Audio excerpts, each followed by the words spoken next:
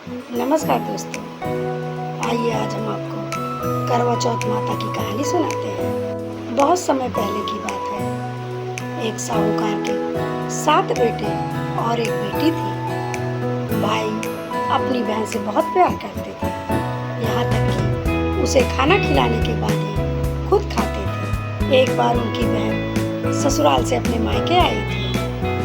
सभी भाई अपने व्यापार से जब शाम को घर वापस आते हैं तो देखते हैं कि उनकी बहन बहुत व्याकुल है। सभी भाई खाना खाने बैठे और अपनी बहन से भी खाना खाने के लिए कहा, लेकिन बहन ने बताया कि आज उसका करवा चौथ का व्रत है और यह व्रत वह चंद्रमा को अर्घ्य देकर ही पूर्ण करेगी, क्योंकि चंद्रमा अभी तक नहीं निकला था, तो इसलिए वह भूख प्यास से व्याकुल हो रही थी। सबसे छोटे भाई को अपनी बहन की यह हालत देखी नहीं जाती और वह दूर पीपल के पेड़ पर एक दीपक जलाकर चलने की ओट में रख देता है। दूर से देखने पे ऐसा प्रतीत होता है कि मानो चतुर्थी का चांद निकल आया है। इसके बाद भाई अपनी बहन को बताता है कि बहन, चांद निकल आया है,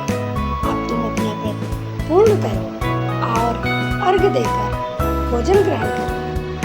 यह देखकर बहन खुश हो जाती है और चंद्रमा को अर्घ्य देकर भोजन करने लगती है। जब वह पहला टुकड़ा मुंह में डालती है तब उसे छींक आ जाती है। दूसरा टुकड़ा डालती है तो उसमें बाल निकल आता है और जैसे ही तीसरा टुकड़ा मुंह में डालने की कोशिश करती है, उसी समय उसके पति की मृत्यु का समाचार उसे मिलता है। यह सुनकर वो बौखला जाती है। तब उसकी भाभी उसे सच्चाई से अवगत कराती है कि उसके साथ ऐसा क्यों हुआ, क्योंकि गलत तरीके से व्रत तोड़ने के कारण देवता लोग नाराज हो गए और उन्होंने ऐसा किया। सच्चाई सुनने के बाद बहन करवा निश्चय करती है कि वह अपने पति का अंतिम संस्कार नहीं करेंगी और अपने सतीत्व से अपने पति को पुनर्जीवित करेंगी। पूरे 1 साल तक अपने पति के शव के पास बैठी रहती है और उनके ऊपर उगने वाले सुईनुमा घास को एकत्रित करती है। 1 साल बाद फिर से करवा चौथ का दिन आता है। उसकी सभी भाभियां करवा चौथ का व्रत करती हैं और उसे आशीर्वाद देने के लिए आती है। तब वह प्रत्येक भाभी से यह सुई ले लो, यह सुई ले लो और मुझे भी अपने जैसा सुहागन बना दो, ऐसा आग्रह करती है। लेकिन हर बार भाभी उसे अगली भाभी से आग्रह करने को कहकर आगे बढ़ जाती है। उसके बाद 6ठे नंबर की भाभी आई।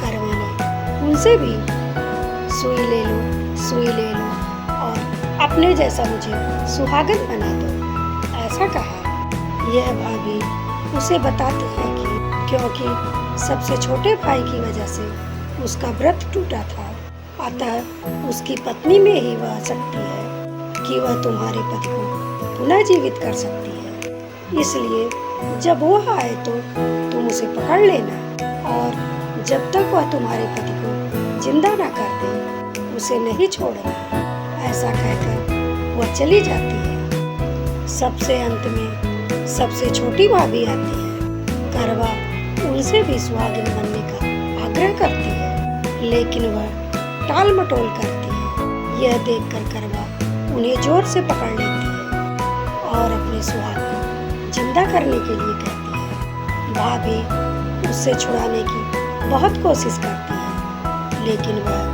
नहीं छोड़ती। यह देखकर करवा उन्हें जोर से पकड़ लेती है और अपने सुहाग को जिंदा करने के लिए कहती है। भाभी उससे छुड़ाने की बहुत कोशिश करती है, लेकिन वह नहीं छोड़ती। अंत में उसकी तपस्या को देखकर भाभी पसीज जाती है और अपनी छोटी उंगली को चीरकर उसमें से अमृत निकालती है और उसके पति के मुंह में डाल देती है। करवा का पति तुरंत तुरंत ही श्री गणेश कहके उठ जाता है। इस प्रकार प्रभु की कृपा से उसकी छोटी भाभी के माध्यम से करवा को अपना स्वाद वापस मिल जाता है। तो बोलो करवा महारानी की जय। आप सबको यह मेरी कहानी कैसी लगी कमेंट में ज़रूर बताइएगा।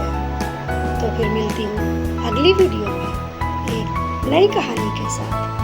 तब तक के लिए अपना ख्याल रखिए, हंसते रहिए, मुस्कुराते रहिए। नमस्कार।